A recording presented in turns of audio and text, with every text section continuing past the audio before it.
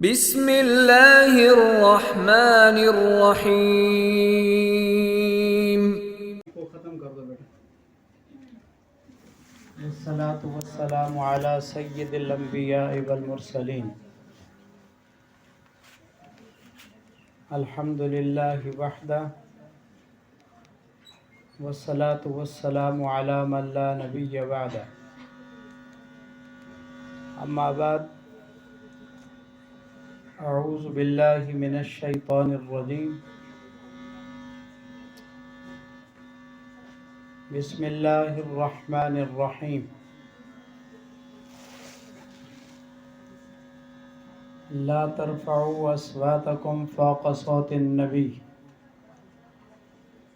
ولا تجهروا له بالقول كجهر بعضكم لبعض ان تحبط اعمالكم وانتم لا تشعرون. بس اس کو ایسے ہی رہنے دو. قال النبی صلی اللہ علیہ وسلم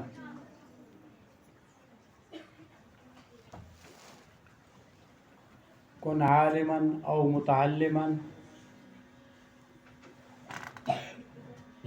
او مستمعا او محبا ولا تکن الخامس فتهلك. شور کم کر دو اس کو.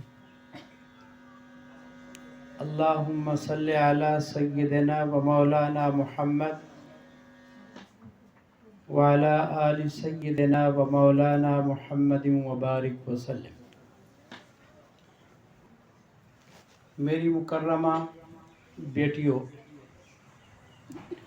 اور دین کی طالبات، دو تین باتیں جو بڑی اہم ہیں، ضروری ہیں، میں وہ آپ سے عرض کرنا ضروری سمجھتا ہوں.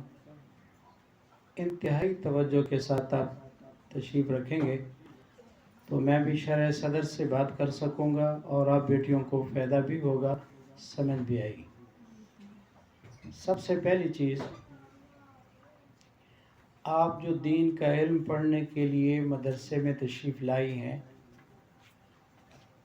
یہ آپ خود نہیں آئی، اللہ نے آپ کو اس کام کے لیے چنا ہے. قرآن پاک کی آیت ہے کہ ایک قبیلہ مسلمان ہوا اور انہوں نے حضور اکرم صلی اللہ علیہ وسلم پر احسان جتلایا کہ ہمارا احسان ہے ہم مسلمان ہوئے. فلانا قبیلہ مسلمان ہوا، آپ کے ساتھ اس نے لڑائی کی، فلانے قبیلے نے آپ کے اتنے بندے شہید کیے، فلاں نے آپ کو یہ نقصان پہنچایا، اور ہمارا قبیلہ ہے جلدی سے مسلمان ہو گیا ہے، ہمارا آپ پر احسان ہے. اللہ نے قرآن کی آیت نازل فرمایا کہ تم نبی پر احسان رکھتے ہو. فرمایا اللہ تعالی نے قرآن پاک میں یمنون علیک ان اسلموا، تم مسلمان ہوئے ہو، نبی پر احسان رکھتے ہو کہ ہم مسلمان ہوئے. قل لا تمنوا علی اسلامکم بل اللہ یمن علیکم ان ہداکم للایمان. اپنے مسلمان ہونے کا احسان نبی پر مت رکھو، اللہ کا احسان ہے کہ اس نے تمہیں ایمان والی، ہدایت والی، احسان والی یہ نعمت عطا کی ہے. ہم اور آپ یہ جو دین پڑھتے ہیں، دین کے مدارس میں آتے ہیں، دینی کتابوں کو دیکھتے ہیں، زیارت کرتے ہیں اور علم کی بات سنتے اور سناتے ہیں، یہ کوئی ہمارا کمال تھوڑا ہے، یہ تو فضل ہی اللہ کا ہے. وَأَنَّ الْفَضْلَ بِيَدِ اللَّهِ يُؤْتِيهِ مَن يَشَاءُ. یہ فضل میرے اللہ کا ہے، اللہ جس پر چاہتا ہے فضل کرتا ہے. اس لیے ہمیں اللہ کا شکر ادا کرنا چاہیے. بالکل نہیں یہ احسان کسی پر رکھنا چاہیے کہ میں مدرسے میں آتی ہوں، میرے ساتھ 10 لڑکیاں اور بھی آتی ہیں، میں پڑھتی ہوں، میری کلاس ساری کامیاب ہے، اگر میں چلی جاؤں تو کلاس یا ادارے کا نقصان ہوگا. یہ بات بالکل غلط ہے. اس لیے کہ یہ اللہ کا کرم سمجھے کہ اس نے آپ کا وقت اپنے کام میں لگوا دیا. اس پر میں ایک حدیث نقل کرتا ہوں، پھر بات سمجھنے میں بیٹیوں کو آسانی ہوگی. توجہ رہے میری طرف. بڑی عجیب حدیث ہے، عجیب بات ہے، جس سے انسان کو سمجھنے میں آسانی ہوتی. ہم زندہ رہیں دین پھر بھی رہے گا، ہم مر جائیں دین پھر بھی رہے گا۔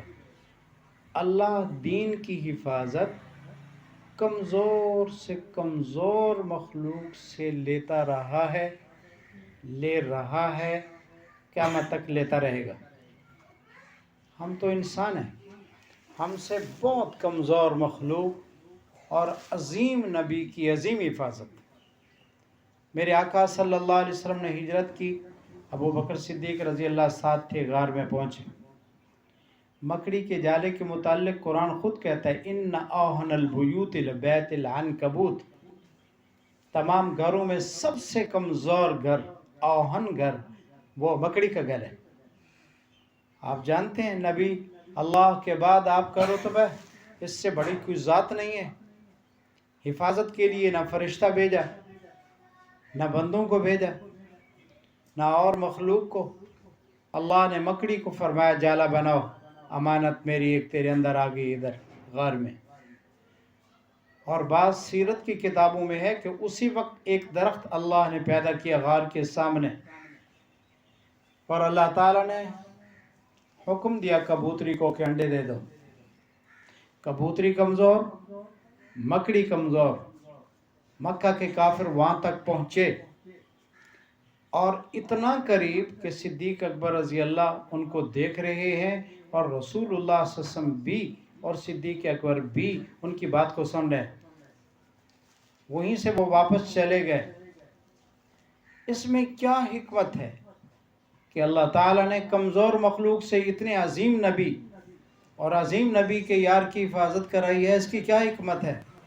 فرمایا یہ قیامت تک کے آنے والے لوگوں کو اللہ کی طرف سے ایک وارننگ ہے، ایک اعلان ہے، ایک پیغام ہے کہ میرے دین کے کسی شعبے میں لگے ہو، نخرے نہ کرنا، غرور نہ کرنا، تکبر نہ کرنا، یہ نہ سمجھنا کہ میں نہ رہا تو یہ نہیں رہے گا۔ اس لیے کہ جیسے میں اللہ کسی کا محتاج نہیں، میرا دین کسی کا محتاج نہیں، میں تو اپنے عظیم نبی کو کمزور مخلوق سے محفوظ کر کے لوگوں کو بتا دیا ہے کہ میں تو جانوروں سے بھی کام لے لیتا ہوں، تو کیا ہوتا ہے؟ ڈرتے رہنا چاہیے، ڈرتے۔ بہت ساری بیٹیوں کے منہ سے یہ سننے کی بات آتی ہے کہ میری وجہ سے مدرسے کی رونق، کلاس کی رونق، میری وجہ سے فلانا یہ کام ہے۔ جناب جب آپ نہیں تھے اسلام اس وقت بھی تھا، اور جب ہم نہیں ہوں گے اسلام پھر بھی رہے گا۔ یہ تو کرم اللہ کا سمجھو کہ اس نے اس کھاتے میں لگایا ہے۔ اس پر میں ایک عجیب واقعہ نقل کرتا ہوں۔ سب میری بیٹیوں کو بہت زیادہ توجہ کی ضرورت ہے تاکہ بات سمجھ آئے، اور یہ علیحدہ بیٹھ کر میری باتوں پر غور کریں گے۔ اگر کوئی میری بیٹی موٹی موٹی اشارے لکھتی ہے تو لکھ لو۔ حضور اکرم صلی اللہ علیہ وسلم کی پیدائش سے 50 دن پہلے ابرہ آیا تھا بیت اللہ پر حملہ کرنے کے لیے، اور سورۃ الم تر کیف فعل ربک باصحاب الفیل میں یہی واقعہ ہے۔ وہ ہاتھیوں والا تھا، بڑے غرور کے ساتھ آیا، اور میرے آقا صلی اللہ علیہ وسلم کے دادا جان حضرت عبد المطلب کے وہاں اونٹ چر رہے تھے، تو اس کے فوجیوں نے حضرت کے دادا کے 100 اونٹ پکڑ لیے۔ حضرت عبد المطلب کو پتہ چلا کہ اس کے فوجیوں نے میرے اونٹ پکڑ لیے ہیں، تو حضرت عبد المطلب نے ارادہ کیا کہ میں جاؤں اس کو ملوں۔ اور یہ اس وقت وادی محصر میں تھا۔ وادی محصر یہ بالکل میدان مینا کے قریب ہے، اور حضرت عبد المطلب انتہائی حسین اور خوبصورت تھے، اور وہ ابرہ جو تھا بدبخت کالا تھا۔ حضرت جیسے تشریف لائے تو اس پر بڑا رعب پڑ گیا، اور اس نے اپنے تخت پر جو جہاں بیٹھا تھا اس پر تو بیٹھنے نہیں دیا، لیکن خود بھی نیچے بیٹھ گیا۔ ترجمان کو کہا سنو یہ کیا کہتے ہیں؟ اس نے کہا کیسے آنا ہوا؟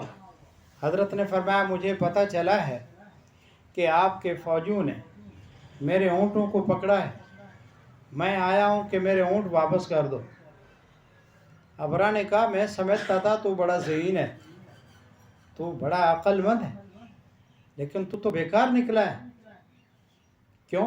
मैं तो बैतुल्लाह को गिराने के लिए आया हूँ, मैं उसकी ईंट से ईंट बजाने आया हूँ, और तुम बैतुल्लाह के मुजावर हो, मेरी मिन्नत करते, जारी करते, आजिज़ी करते, दरख्वास्त करते कि इस घर को ना गिराओ, हमारी रोज़ी का इसके साथ ताल्लुक़ है, हमारी इज़्ज़त है, हमारा ख़ानदानी मसला है, इसको ना गिराओ। तूने बैतुल्लाह की बात ही नहीं की, कहता है मेरे ऊँट वापस कर दो, इतना बेअक़ल है। हदीस में आता है, हज़रत अब्दुल मुत्तलिब ने अजीब लफ्ज़ फरमाए हैं, बेटियों भूलना नहीं, ये डायरियों में उसमें लिख देना, दिल में लिख लेना, ये काम आएगा काम। हज़रत ने फरमाया आना रब्बुल इबिल है व रब्बुल बैत गैरी सयमनाहु, मैं ऊँटों का मालिक हूँ, मैंने इसलिए ऊँटों की बात की है, ये घर मेरा नहीं है, ये घर किसी का है, जिसका घर है वो अपने घर की हिफाजत करना भी जानता है। सुभान अल्लाह। दीन मेरा है, आपका है, शरीयत के वारिस आप हैं, मालिक अल्लाह है, अल्लाह जिसको चाहे काम ले ले। आपको मालूम है कि मुफ्ती किफ़ायतुल्लाह रहमतुल्लाहि अलैह हिंदुस्तान के सबसे बड़े मुफ्ती थे, उनको मुफ्ती आज़म हिंद कहते थे।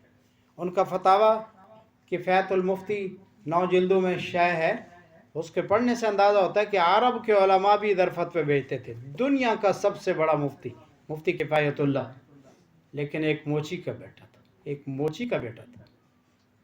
अल्लाह जिसको चाहे चुन ले। उसने कहा, अबरा ने ये बात सुनकर कहता है आज कोई नहीं रोक सकता, मगरूरियत वाली बात की, बस ये बात कहकर ऊँट हज़रत ने वापस लिए, हज़रत अब्दुल मुत्तलिब ने, और आकर बैतुल्लाह के अंदर ऐलान कर दिया कि सब लोग अपने अपने घरों में चले जाओ और पहाड़ों पे चले जाओ, गारों में चले जाओ, ये जगह खाली कर दो, बस करो बेटे, खाली कर दो ये जगह। और हज़रत अब्दुल मुत्तलिब ने बैतुल्लाह का ग़िलाफ़ पकड़ा है और रोकर कहा, अल्लाह हर कोई अपने घर की हिफाजत करता है, अल्लाह हम कमज़ोर हैं, तू जानता है, ये हाथी लेकर आया है, बड़ी फ़ौज लेकर आया है, हम इसका मुकाबला नहीं कर सकते, तू अपने घर की खुद ही हिफाजत कर। रोते रहे, ये कहते रहे। इतनी बड़ी फ़ौज, 35,000 फ़ौजी, मुसल्लह फ़ौजी, बहुत ज़्यादा लश्कर हाथियों का, और अरब ने हाथी कभी नहीं देखे थे, उनकी शक्ल देखकर भी लोग डर जाते थे और अरब बहुत परेशान थे। इतनी बड़ी फोर्स, इतना मुसल्लह, इतना, और दरमियान में वो यमन से आया बदबख्त, जितने भी दरमियान में आदमी थे, जिस काफ़िले से कुंबे से गुजरता था उनको भी वो तशद्दुद का निशाना बनाता, अपना साथ ले लेता। कुरान क्या कहता है, अलम तरा कैफ फ़अल रब्बुका बिअस्हाबिल फील, क्या तूने नहीं देखा तेरा रब ने हाथी वालों के साथ क्या किया। अलम यजअल कैदहुम फी तज़लील व अरसल अलैहिम तैरन अबाबील, रब ने अबाबील भेजे, ये चिड़िया से भी छोटे, जो हमारे यहाँ घरों में चिड़िया है इससे भी छोटे, उनके हर पंजे में छोटा कंकर, मसूर की दाल से भी छोटा, मसूर की दाल से भी छोटा, और एक चूंच में अचानक शोर उठा, वो आ गए। इससे पहले एक अजीब बात, बड़ा हाथी था, उसका नाम था महमूद, वो आगे चलता था, सारे हाथी पीछे चलते। हाथियों को उठाने वाला, चलाने वाला मुस्तकिल बंदा होता है, उसको हाथीबान कहते हैं। उन्होंने हुक्म दिया कि चलो बैतुल्लाह की तरफ चलते हैं अब, तो हाथी को हाथीबान ने उठाया, वो उठा ही नहीं महमूद। और हाथी को चलाने के लिए ये जैसे बर्फ़ को तोड़ने वाला सुआ नहीं होता, इस तरह सुए होते हैं उनके पास, वो ज़ोर से उसके जिस्म में मारते हैं, उसको दर्द होता है, वो उठता है। उसने वो हाथी को मारे भी सुए कि खड़ा हो जाए, लेकिन उठा ही नहीं। उसकी वजह क्या थी? एक आदमी ने, अरब के एक आदमी ने महमूद के कान में कह दिया, ख्याल करना, तुझे रब का घर गिराने के लिए ले जा रहे हैं, ख्याल करना, ये अल्लाह के घर का मामला है, वो हाथी है, وہ جانور ہے، رب کا حیا کرتا ہے، رب کو پہچانتا ہے، یہ بات کہی، وہ محمود اٹھا ہی نہیں، بہت مارا، مشکل سے اٹھا، یمن سے کی طرف دوڑتا تھا، بیت اللہ کی طرف نہیں گیا۔ اس کے کان میں کہا تھا خیال کرنا رب کا معاملہ ہے، اللہ کے گھر کا مسئلہ ہے، خیال کرنا۔ وہ خود بھی پریشان تھے کہ ہوا کیا ہے۔ وہ ابابیل ہے، اوپر سے انہوں نے مسور کی دال سے باریک کنکر ڈالے، جس فوجی کے سر پر لگا نیچے سے نکل گیا اور فوجی وہیں پڑا کے مر گیا۔ اور جو خود تھا ابرا، اس کا کیا ہوا؟ وہ خوف سے بھاگا، ساری فوج جو مر گئی وہ بھاگا، اور اللہ نے اس کو سزا یہ دی کہ اس کے جسم پر جو چمڑا تھا اور گوشت کے ٹکڑے تھے وہ گرنے شروع ہو گئے، اور اس طرح پوری ہڈیاں اس کی نکل آئیں، بڑی ذلت کی موت وہ مرا۔ توجہ میری بیٹی، پھر میں سمجھا رہا ہوں، اللہ اپنے دین کی حفاظت ہاتھیوں سے بھی کراتا ہے۔ اللہ اپنے دین کی حفاظت مسور کی دال کی باریک کنکری سے بھی کرا سکتا ہے۔ اللہ اپنے دین کی حفاظت ابابیلوں سے کرا سکتا ہے۔ نخرے نہ کرنا، تکبر نہ کرنا، بڑی بات نہ کرنا، کبر مقتن عند اللہ، بڑی بات ہے اللہ کے نزدیک، ان تقولوا ما لا تفعلون، تم وہ بات کرو جس کو تم کر نہیں سکتے ہو، جو وہ بات کہو جس کو تم کرتے نہیں ہو، اللہ کے نزدیک بڑی بات ہے، منہ سے بڑی بات مت نکالو۔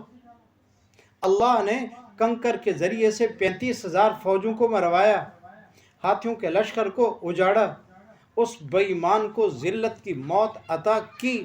میرا سوال ہے میری بیٹیوں کہ اللہ کسی اور طریقے سے جبریل میکائیل کو بھیج دیتا، لشکر پورے بھیج دیتا، فوج ہے اللہ کی، فرشتے، لا یعصون اللہ ما امرہم ویفعلون ما یؤمرون، وہ تو اللہ کے حکم کے پابند ہیں، جو اللہ کرتا ہے وہ کر دیتے ہیں کتنا؟ اللہ فرماتے ہیں وما یعلم جنود ربک الا ہو، اس کی لشکر کو، اس کی فوج کو رب کے سوا جانتا ہی کوئی نہیں، ایک فرشتہ ہی کافی تھا، اللہ نے ان کو نہیں بھیجا، اس کمزور مخلوق کو کیوں بھیجا؟ بیت اللہ کی حفاظت اس سے کیوں کرائی؟ قیامت تک کے آنے والے لوگوں کو یہ مسئلہ سمجھانا تھا کہ دین میرا ہے، محافظ میں ہوں، اگر تمہیں میں نے اپنے دین کے لیے چنا ہے، میرا فضل ہے، میرا کرم ہے، میرا کمال ہے، نخرے نہ کرنا، میں محتاج کب ہوں، میں تو کمزوروں سے بڑا کام لے لیتا ہوں۔ ایک اور بات، بڑی عجیب بات، ہائے میرے اللہ، اللہ اللہ ہے، آدمی کو ہر وقت ڈرتے رہنا چاہیے اور خوف کرنا چاہیے۔ اللہ چھوٹی چیزوں سے بڑے کام لے لیتا ہے، چھوٹی چیزوں سے بڑے کام۔ حضرت صالح علیہ السلام کا ذکر قرآن میں کئی جگہوں پر آیا ہے، اور ان کی اونٹنی کے متعلق اللہ ارشاد فرماتے ہیں کہ یہ اونٹنی کیا ہے؟ فرمایا ناقۃ اللہ وسقیہ، یہ اللہ کی اونٹنی، عام اونٹنی نہیں۔ فَكَذَّبُوهُ فَعَقَرُوهَا، انہوں نے نبی کو جھٹلایا اور ان کی ٹانگوں کو کاٹا، اس اونٹنی کی ٹانگوں کو۔ تو حدیث میں ہے کہ حضرت صالح علیہ السلام گھر کے ساتھ اندر دروازہ تھا اور اس کے اندر مسجد بنائی تھی عبادت کے لیے، حضرت عبادت میں مصروف تھے، آپ کی قوم کے دشمن وہ چاہتے تھے کہ حضرت ادھر ہوں گے ان کو قتل کر دیں، کوئی ذریعہ نہیں اطلاع کا، کوئی صورت نہیں ہے میرے اللہ۔ حدیث میں آتا ہے وہاں ایک درخت تھا، اللہ نے فرمایا درخت اب تو بول، تیری ضرورت ہے۔ اس نے کہا اللہ کے نبی آپ کو قتل کرنے کے لیے قریب آ گئے ہیں، مولا کا حکم ہے کہ آپ یہ گھر کے اندر کے دروازے سے اٹھ کر گھر میں چلے جاؤ، یہ آپ کو کچھ بھی نہیں کر سکیں گے۔ اللہ تو درختوں سے بھی کام لے لیتا ہے۔ اس کو یوں سمجھو، حضرت عمر رضی اللہ تعالیٰ کے دور میں زمین میں زلزلہ آیا مدینہ منورہ میں، اس وقت دنیا میں سب میں زلزلے ہیں، کوئی نہیں روک سکتا، واٹر پروف مکان، واٹر پروف گاڑیاں، فلاں فلاں کیا ہے، لیکن زلزلہ آتا ہے۔ ان کے دور میں بھی زلزلہ آیا تھا۔ واہ عمر کیا کہنے، نبی کے دین میں جو لگے ہو اتنی عزت مل گئی. ڈنڈا آپ کے ہاتھ میں تھا جس کو کوڑا کہتے ہیں. آپ نے وہ درہ زمین پر مارا اور کہا ٹھہر، کیا عمر نے تیرے اوپر ظلم کیا ہے؟ ساری دنیا میں زلزلے ہیں لیکن صدیاں گزر گئی، مدینے میں زلزلہ نہیں ہے. یہ حضرت عمر کی ڈنڈے کی برکت ہے. تو اللہ ڈنڈوں سے زلزلوں کو روک سکتا ہے. اس وقت پوری دنیا میں بندوں کے قتل کرنے کے لیے کیا سے کیا بنایا ہوا ہے. ہائیڈروجن بم ہے، فلانے ہیں، میزائل ہیں، جہاز ہیں، گولیاں ہیں، لیکن ان سے وہ کام نہیں ہوا جو ایک نبی کے مدرسے کے طالب نے، ایک فقیر نے، ایک عمر جیسے انسان نے ڈنڈا مار کر زمین کو ایسا ڈرا دیا، ہلا دیا کہ اس کے بعد صدیاں گزر گئی، مدینے میں زلزلہ نہیں ہے. کیوں ایسا ہوا؟ میں جو بات سمجھا رہا ہوں، پہلی بات میری بیٹیوں، یہ کیوں کا لفظ میں اس لیے کہہ رہا ہوں کہ اللہ محتاج نہیں ہے، اللہ کا دین محتاج نہیں ہے، نبی کی شریعت آپ کی محتاج نہیں ہے، ہم محتاج ہیں. ہم اس لیے نوکر کو نوکر بن کر رہنا چاہیے، نوکر کو سردار نہیں بننا چاہیے، ورنہ اللہ کیا کرے گا. تو اس کو ایک بزرگ نے مثال سے سمجھایا، فرمایا تم مکان بناتے ہو، پوری ایک تم نے ریت کی ریڑھی منگوا لی. اب ریت کو جب تولا گیا تو اس میں ڈھیلے بھی آ گئے، کنکر بھی آ گئے، کچھ تنکے بھی آ گئے. لیکن جب ریت کو سیمنٹ کے ساتھ ملانے کا وقت آتا ہے تو اس کو چھانا جاتا ہے.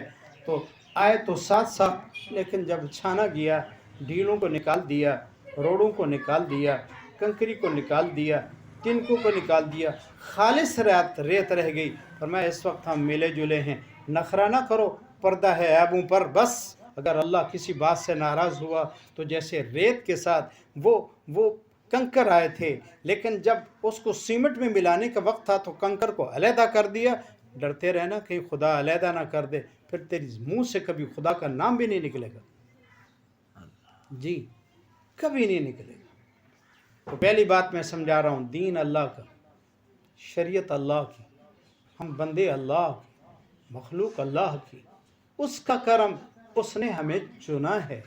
بس ڈرتے رہیں، کرتے رہیں. ٹھیک ہے، جو چن سکتا ہے وہ ہٹا بھی سکتا ہے. اس پر میں ایک واقعہ اور نقل کرتا ہوں جو بہت عجیب ہے. حضرت بلال حبشی رضی اللہ تعالیٰ عنہ، یہ بلال یہ حبشے کے تھے، رسول اللہ کے مؤذن تھے، خادم تھے. ایک دن حضرات حسنین کریمین کو کھیلتے ہوئے دیکھا. وہ معصوم بچے، حسین بچے، شہزادے، جنت کے سردار کھیلتے ہوئے دیکھا. بلال حبشی دیکھتے رہے. کچھ دیر کے بعد برداشت نہ کر سکے، زور سے رونا شروع کر دیا. آپ سے پوچھا گیا حضرت رونے کی کیا بات ہے، روتے کیوں ہو؟ فرمایا میں اس لیے روتا ہوں، اگر ایمان کی دولت اللہ بندوں کو دے دیتا، اتنا شہزادوں کو سب کچھ مل جاتا، ان کو چھوڑ کر مجھ جیسے کالے بلال کو ایمان کا ذرہ بھی نہ ملتا، مجھے ایمان نہ ملتا، میں مسلمان نہ ہوتا، میرا کیسے انجام ہوتا. میں روتا اس لیے ہوں، اللہ ایمان والی دولت اپنے ہاتھ میں رکھی ہے، مجھ جیسے کالے بلال کو بھی ایمان والی نعمت مل گئی ہے. جس جنت میں شہزادے جائیں گے اسی میں بلال بھی جائے گا. سبحان اللہ. وہی بات میں کہتا ہوں، اللہ نے کرم والی، احسان والی، دین والی، شفقت والی، ایمان والی، اسلام والی نعمت اپنے قبضے میں رکھی ہے. ہم جیسے منہ کالوں کو بھی کچھ ذرہ مل گیا ہے، ورنہ عیسائی لڑکیاں، یہودی لڑکیاں اور دنیا کے کافر ملکوں کے رہنے والی لڑکیاں حسن میں ہم میں زیادہ، عقل میں ہم سے زیادہ، دولت میں ہم سے زیادہ، تعلیم میں ہم سے زیادہ، اور ہر اعتبار سے آگے ہیں، لیکن کفر پر ہیں، جہنم میں جائیں گی. اور ہم کمزور ہیں. مولا نے چنا ہے، کلمہ دے دیا ہے، اس کے صدقے سے جیسے بھی ہیں ایک نہ ایک دن انجام کے اعتبار سے جنت میں ضرور پہنچ جائیں گے. یہ اس کا کرم ہے. اس لیے قرآن کیا کہتا ہے؟ وَأَنَّ الْفَضْلَ بِيَدِ اللَّهِ يُؤْتِيهِ مَن يَشَاءُ. یہ فضل، یہ کرم اللہ کے ہاتھ میں ہے، جس کو چاہتا ہے اللہ دے دیتا ہے. کوئی نہیں پوچھ سکتا یہ کیا ہوا ہے. اب میں اس پر ایک واقعہ نقل کرتا ہوں، اور اس سے میں اس لیے عرض کر رہا ہوں، میری بیٹیوں ڈرتے رہو، خیال کرو، خیال. ایک آدمی حضور صلی اللہ علیہ وسلم کے کاتب تھے، کاتب تھا وہ یہودی پہلے، پھر مسلمان ہوا، کاتب تھا، اور جو کچھ قرآن اترتا تھا میرے آقا صلی اللہ علیہ وسلم کے کاتب اور حضرات بھی تھے، لیکن ایک وہ بھی تھا۔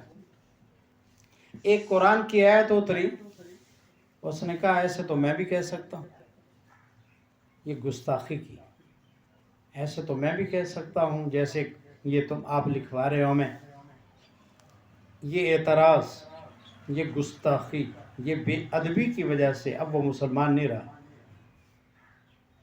دوبارہ یہودی ہو گیا۔ حضور اکرم صلی اللہ علیہ وسلم فرمایا اللہ کی زمین اس کو جگہ نہیں دے گی۔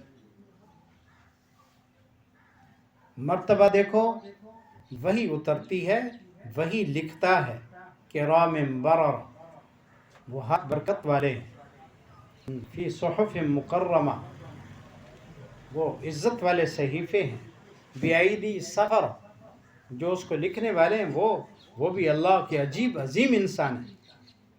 لیکن یہ لفظ منہ سے نکلا کہ میں بھی لکھ سکتا ہوں، ایسا تو میں بھی کہہ سکتا ہوں، تو حدیث میں ہے مرتد ہو گیا، وہ دوبارہ یہودی ہو گیا۔ کتنی مدت زندہ رہتا؟ میرے آقا نے فرمایا اس کو قبر جگہ نہیں دے گی۔ مرنے کے بعد یہودیوں نے اس کو دفن کیا، پھر دیکھا اس کی لاش زمین سے باہر پڑی ہے۔ انہوں نے کہا شاید مسلمان ہمارے دشمن ہیں، انہوں نے نکال کر پھینک دیا ہے۔ انہوں نے دوبارہ دفن کیا تو لاش پھر باہر آ گئی، زمین نے قبول ہی نہیں کیا۔ تیسری دفعہ انہوں نے قبر کھودی اور اپنے بندے ادھر ادھر بٹھائے کہ دیکھو کون نکالتا ہے۔ جب تیسری دفعہ دفن کیا تو دیکھا لاش باہر پڑی ہے، یقین ہو گیا ہے کہ زمین ہی اس کی لاش کو قبول نہیں کرتی، یہ نبی کی بد دعا ہے۔ یہ تھوڑا ہوتا ہے کہ نبی کی مجلس میں بیٹھتا ہے، وہی لکھتا ہے، اتنی عظیم رتبہ اس کو ملا ہے، لیکن اللہ اس کی کسی بات سے ناراض ہو گیا تو اس کا خاتمہ خوار ہو گیا، برباد ہو گیا۔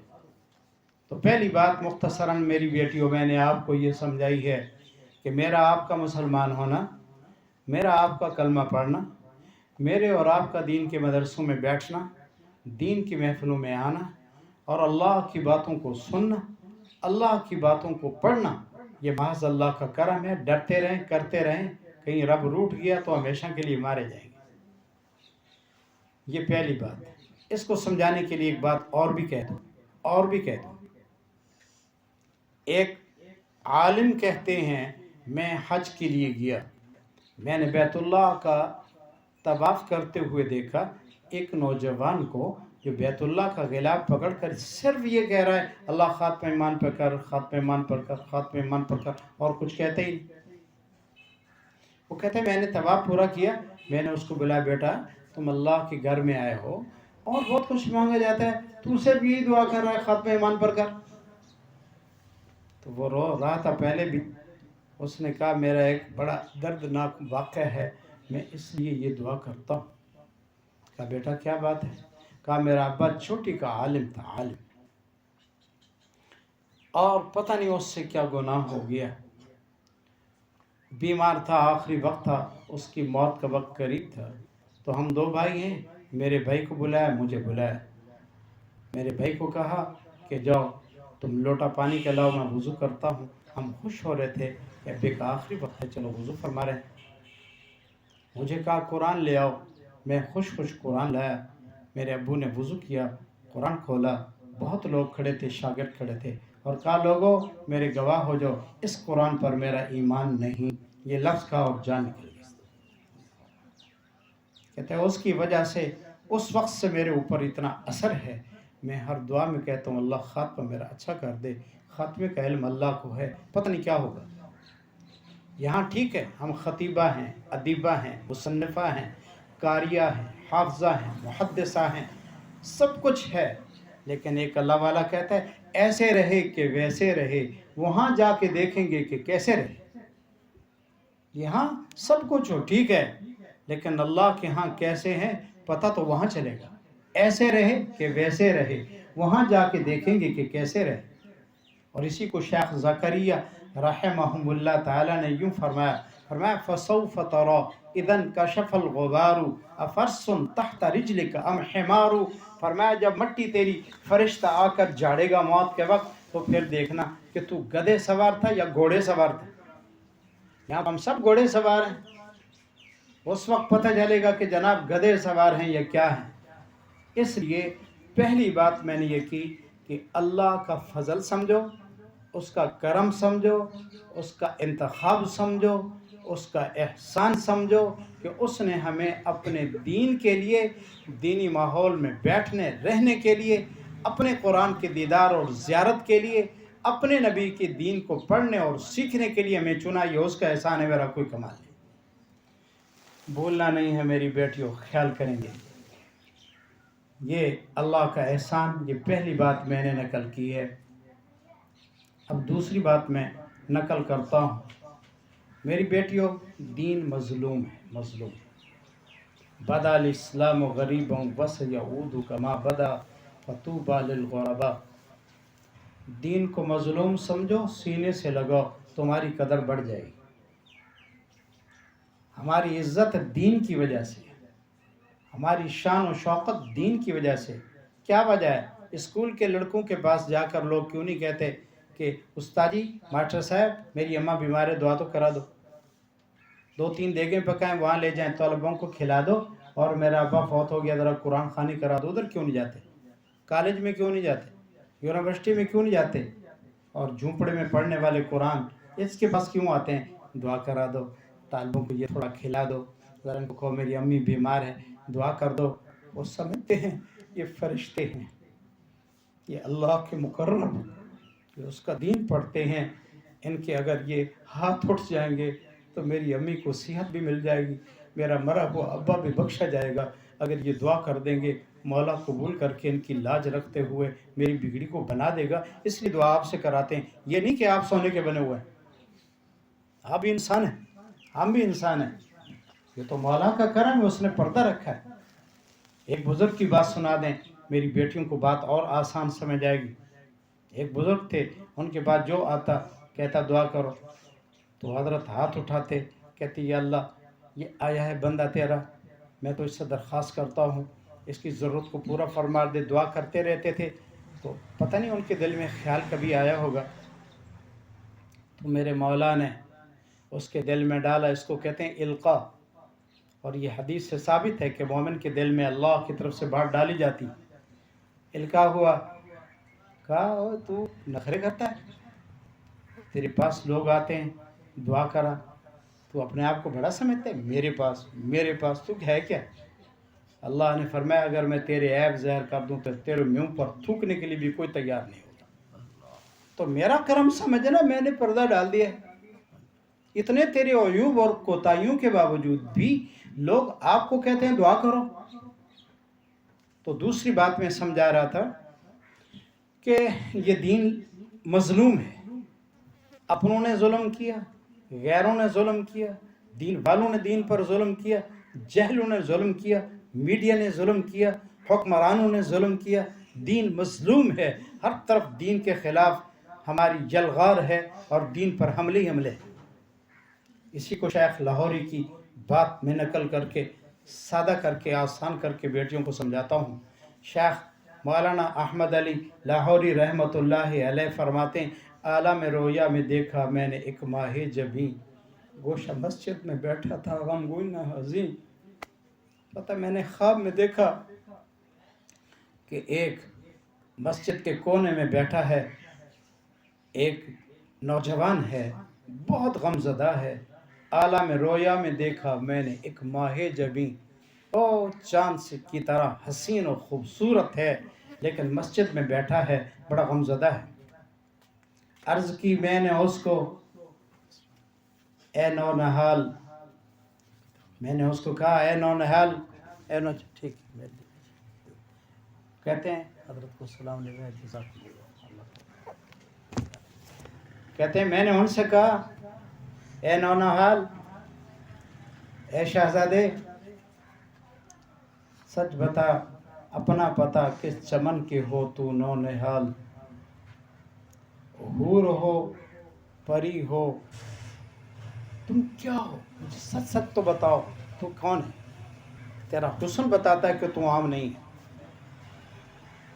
शेख लाहौरी फरमाते हैं, रो के कहने लगा मैं एक दिल नाकाम हूँ। वो बोल पड़ा, रो के कहने लगा मैं एक दिल नाकाम हूँ, मुसलमानों का सताया हुआ मजहब इस्लाम हूँ। अब जगह मिलती नहीं मुझको दुनिया के दौलत खानों में, इसलिए छुप छुप के रहता हूँ मैं यहाँ वीरानों में। हमारे घर में दीन को जगह नहीं है। रो के कहने लगा मैं एक दिल नाकाम हूँ, मुसलमानों का सताया हुआ मजहब इस्लाम हूँ। अब जगह मिलती नहीं मुझको दुनिया के दौलत खानों में, इसलिए छुप छुप के रहता हूँ मैं यहाँ वीरानों में। दीन मजलूम है, रोते हुए को रुलाओ नहीं, रोते हुए को सीने से लगाओ। को देखो अल्लाह क्या इज्जत देता है, अल्लाह क्या करम करता है। बीबी हलीमा सादिया तशरीफ लाई थी, मक्का के लोगों ने, औरतों ने, मक्का में आने वाली औरतों ने सेठों के बच्चे उठा लिए, नबी को यतीम समझकर छोड़ दिया और ये कहा क्या मिलेगा, लेकिन समझा नहीं कि इस यतीम के सदके से तो जहान बना है। उसने यतीम समझकर बुजुर्ग को उठाया, फिर वो ऊँटनी नहीं रही, वो हलीमा सादिया वो नहीं रही। दूध अल्लाह ने भर दिया, खैर व बरकतें दे दी। फरमाया यूं नहीं कहना चाहिए कि हलीमा सादिया के घर आए तो मेरे आका के साथ ये हुआ, बल्कि यूं कहना चाहिए कि उसने यतीम समझकर हुजूर को सीने से लगाया।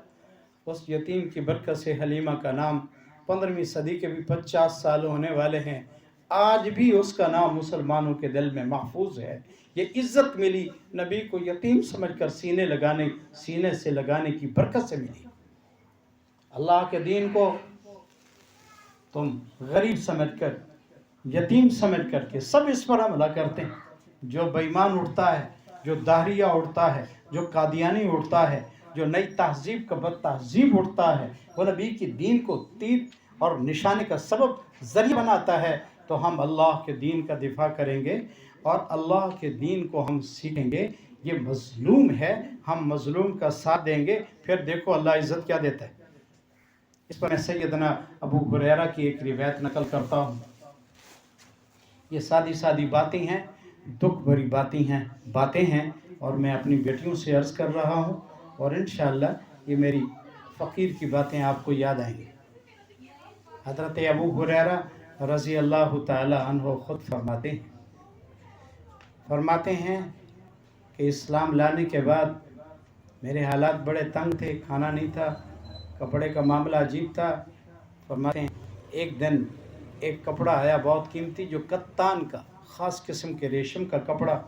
हज़रत अबू हुरैरा रज़ी अल्लाह ताला ने उससे नाक साफ़ की और फरमाया अबू हुरैरा तुझे वो वक्त याद है भूख की वजह से वो सुफ़ा के चबूतरे पर और इन जगहों पर तू बेहोश पड़ा रहता था, आज इस्लाम की वजह से तुझे इज़्ज़त मिली है कि तू कत्तान के कपड़ों से नाक को साफ़ करता है। और हदीस में है हज़रत अबू हुरैरा गवर्नर बने, फिर और गवर्नर बने जंगल से लकड़ियाँ काट कर लाते थे, सर पर रखते थे। जब बाज़ार से गुज़रते थे तो आगे रूटर वगैरह गाड़ी नहीं होती थी, वो कहते थे औसुत तरीक़ ले अमीरकुम, ओ लोगों तुम्हारा गवर्नर आ रहा है, रास्ता तो दे दो। या तो भूख की वजह से रास्ते में पड़े होते लोग उन पर पाँव रखते थे, गर्दन दबाते थे, या इज़्ज़त इतनी मिली कि गवर्नर बने हैं। ये दीन की वजह से, दीन को गरीब समझा, यतीम समझा, दीन को मजलूम समझा, नबी के कदमों में आए, दीन को सीखा, फिर इज़्ज़त ये मिली। इस पर एक बात और नकल करें, बहुत अजीब है।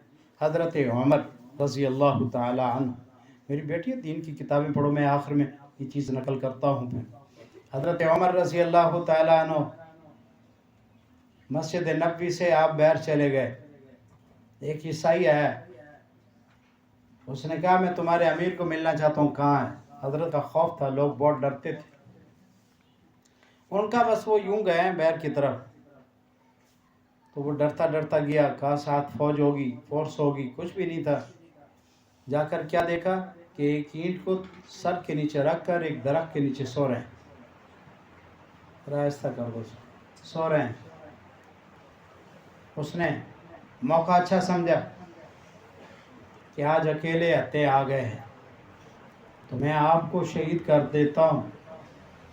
اس ارادے کے ساتھ وہ حضرت عمر کے قریب آیا۔ اچانک ایک شیر ظاہر ہوا جو حضرت عمر رضی اللہ کے ارد گرد چکر لگانے لگ گیا۔ اس عیسائی نے شیر کو دیکھا تو بے ہوش ہو کر گر گیا۔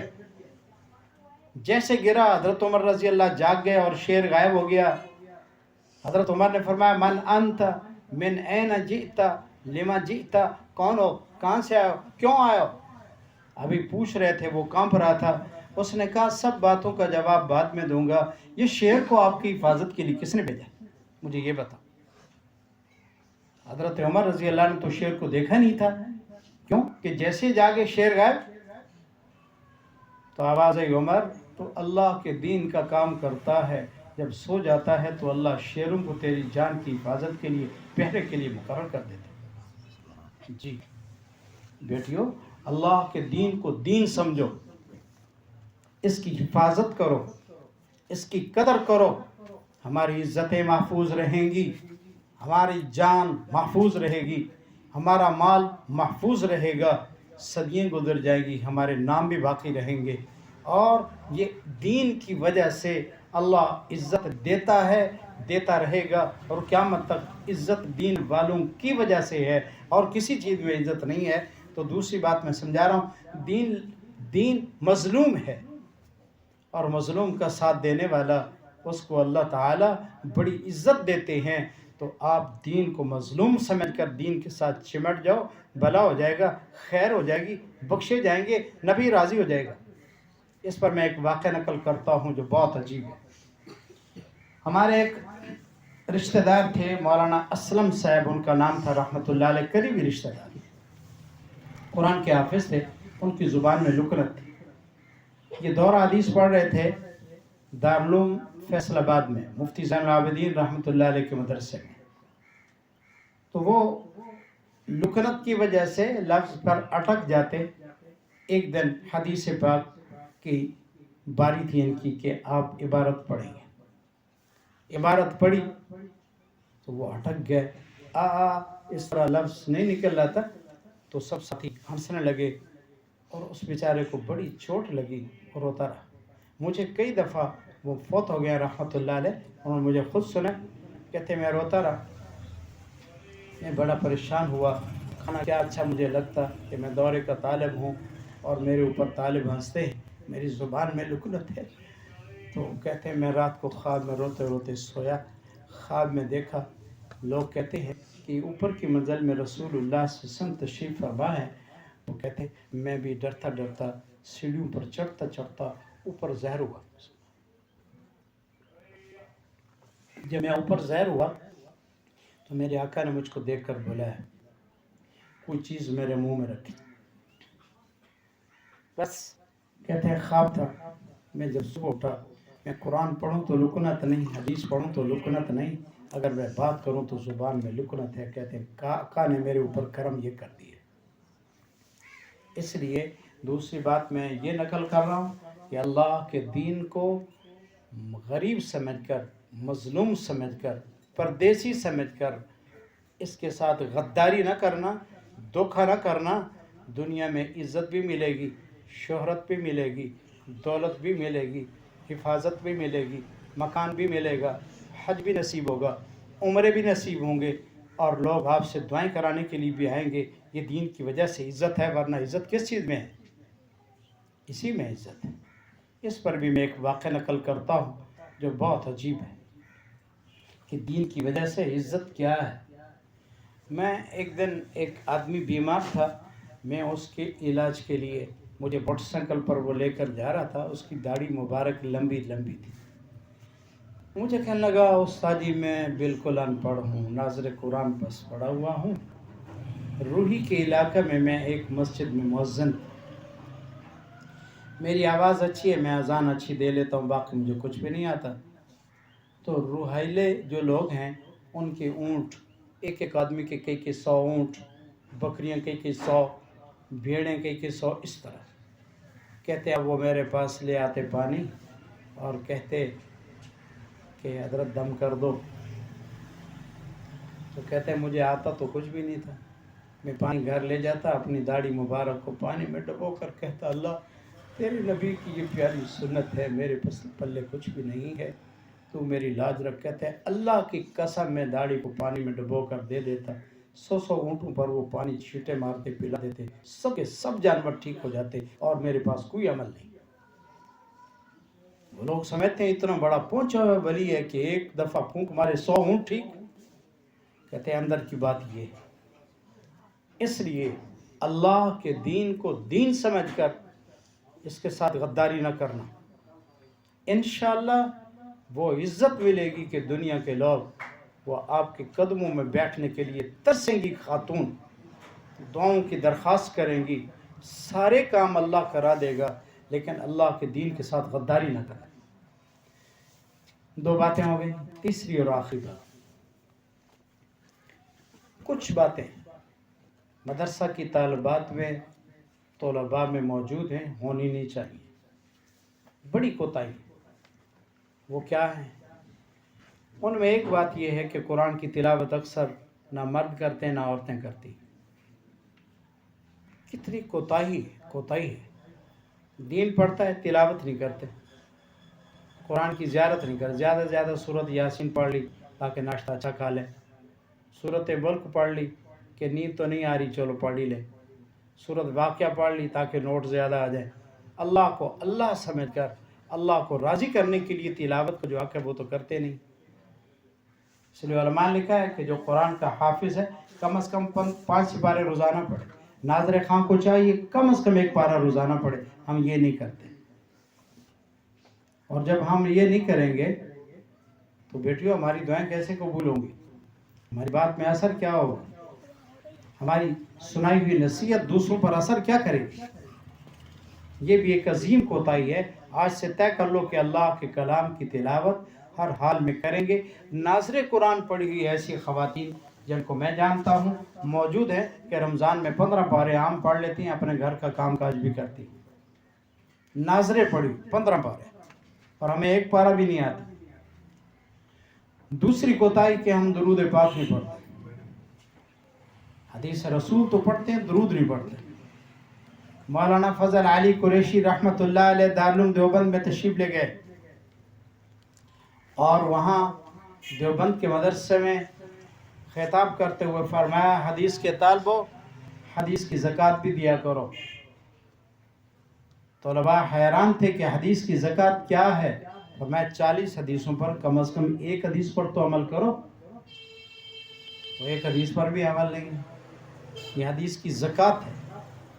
اور علماء نے لکھا ہے وہ بچہ یا بچی جو حدیث پڑھتا، دور حدیث ہے، حدیث کے اسباق ہے، مشکات ہے، اور اسی طرح اور کتابیں حدیث کے مدرسوں میں پڑھی جاتی ہیں، ریاض الصالحین ہے، زاد الطالبین ہے. فرمایا جو حدیث رسول پڑھتی ہے اور اس کو خواب میں حضور کی زیارت نہیں، یہ بدبخت ہے، بدقسمت ہے.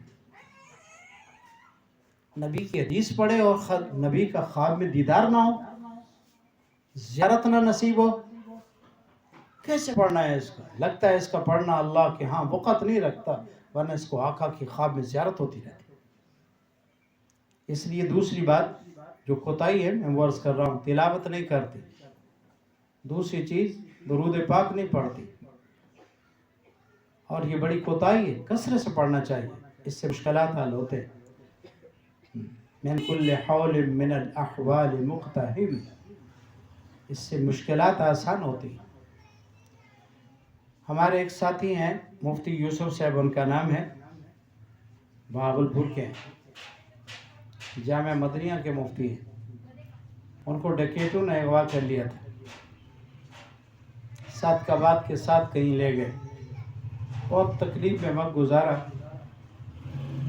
تو وہ رہا ہے. مجھے کئی دفعہ انہوں نے فرمایا، مجھے خواب میں شیخ مولانا زکریا سہارنپوری رحمہم اللہ کی زیارت ہوئی، اور میں ایک مجلس میں 300 مرتبہ درود پڑھ، اللہ تیرے نکلنے کا بندوبست کر دے گا. اللہ تعالیٰ نے اس طرح ان کو نکالا. وہ دوڑتے رہے، گھر سے بھاگے، اور ڈکیت کہتے ہیں ان کے کپڑے میرے کپڑوں کو لگتے رہے لیکن مجھے پکڑ نہیں سکے. جی درود پاک نہیں پڑھتے، اس کا بھی اہتمام کریں. 2 چیزیں. تیسری چیز جو اس سے بھی عجیب تر ہے، نماز میں نوافل بالکل نہیں پڑھتے. اشراق کی حدیثیں پڑھی، اوابین کی حدیثیں پڑھی، تہجد کی فضیلت کی پڑھی، ہر نماز سے پہلے بعد نوافل کی جو ترتیب ہے وہ پڑھی، لیکن فرض بھی مشکل سے پڑھتی ہے، اور وہ بھی فرضوں میں بھی چکر ہے. سر کل واللہ پڑھ لو ہر رکعت میں. کیا ظلم ہے، کیا کرتے ہو؟ نہیں، آپ کو 10 صورتیں آخری آتی ہے تو 10 ہی پوری پڑھ لو. ہر رکعت میں کل واللہ کا کیا مطلب ہے؟ اس کا معنی ہے آپ کیا نماز کی کوئی اہمیت ہی نہیں ہے؟ خیال کرو، اہتمام کرو، جتنی حدیث میں نوافل بتائے گئے ان کو پڑھو. اشراق ہے، اوابین ہے، تہجد ہے، صلاۃ الحاجہ ہے، صلاۃ استخارہ ہے، یہ جتنی دعائیں ہیں نوافل ہیں، ابھی سے پڑھنا شروع کرو، پھر ان کی برکات دیکھنا. قرآن نے ایسے تھوڑا کہا ہے وَاسْتَعِينُوا بِالصَّبْرِ وَالصَّلَاةِ، مشکل آ جائے تو صبر سے اور نماز سے مدد حاصل کرو، اسی سے تو مدد حاصل ہوتی. یہ ہو گئی 3 چیزیں. چوتھی چیز ہے ادب. بڑی کوتاہی ہے. استاد کا ادب نہیں، پھٹی کا ادب نہیں، مدرسے کا ادب نہیں، ساتھ پڑھنے والی بچیوں کا ادب نہیں، حدیث کا ادب نہیں، قرآن کا ادب نہیں. تو جو بے ادب ہے، بے ادب محروم شد الفضل رب، بے ادب اللہ کی فضل سے محروم ہو جاتا ہے، اس کو اللہ کچھ بھی نہیں دیتا. اب اس ادب پر بھی میں 2-3 چھوٹے واقعات نقل کرتا ہوں، جس سے آپ کو اندازہ ہوگا کہ ہمیں اس کی کتنی ضرورت ہے.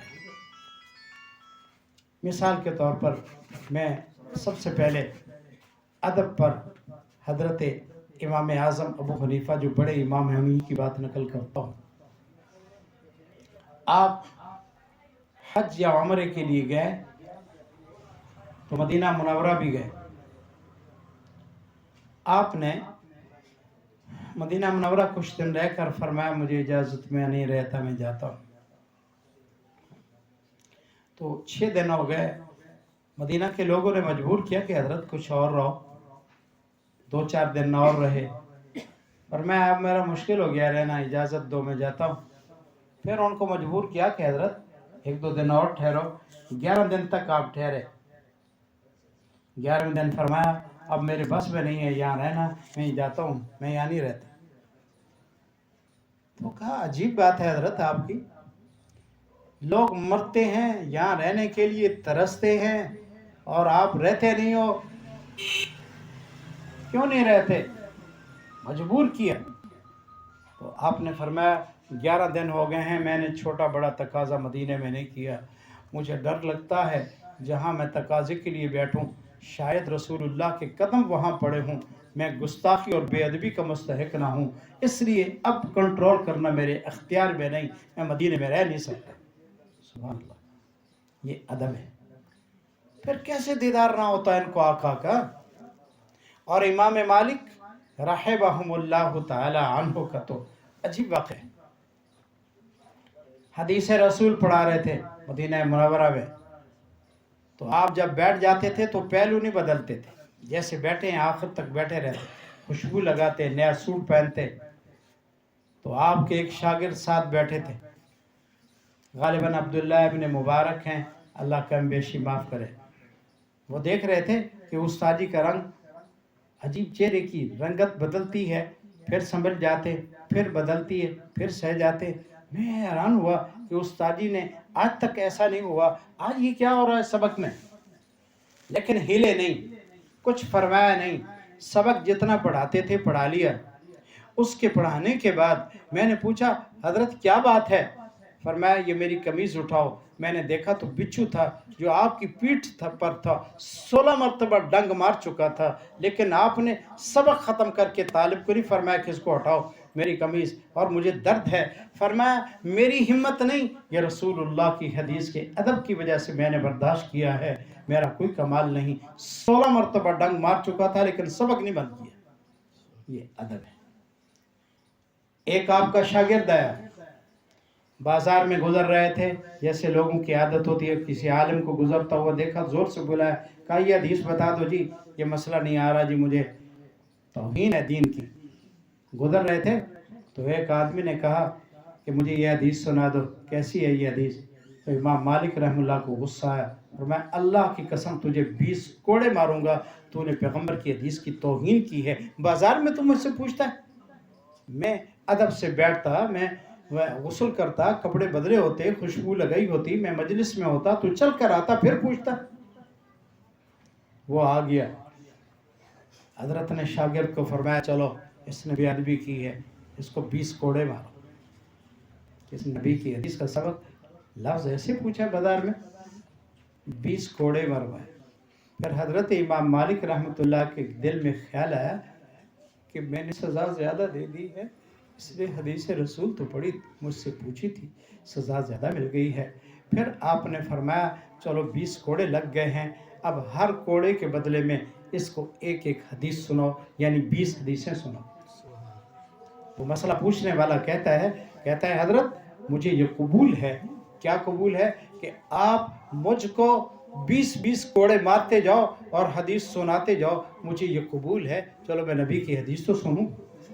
یہ ادب ہے۔ بس آخری لفظ کہتا ہوں، آخری ایک واقعہ اسی پہ بات ختم کرتا ہوں، اذانیں شروع ہو گئی ہیں۔ ادب کرو، استاد کا ادب، ساتھ پڑھنے والوں کا ادب، یہ چوکی پھٹی ہیں ان کا ادب، کتاب کا ادب۔ انشاءاللہ جتنا ادب کرو گے، العلم کلہ ادب، علم سارا ادب کا نام ہے، جو بے ادبی کرے گا علم کی نعمت سے، رحمت سے محروم ہو جائے گا۔ یہ عجیب واقعہ ہے، آخری واقعہ ہے، میں اسی پہ بات کو سمیٹ رہا ہوں۔ کہنے کو تو بہت کچھ شرح صدر کے ساتھ میں کہتا، لیکن وقت کی قلت ہے، اذانیں شروع ہیں، میں اس سے زیادہ اپنی بیٹیوں کو کچھ کہہ نہیں سکتا۔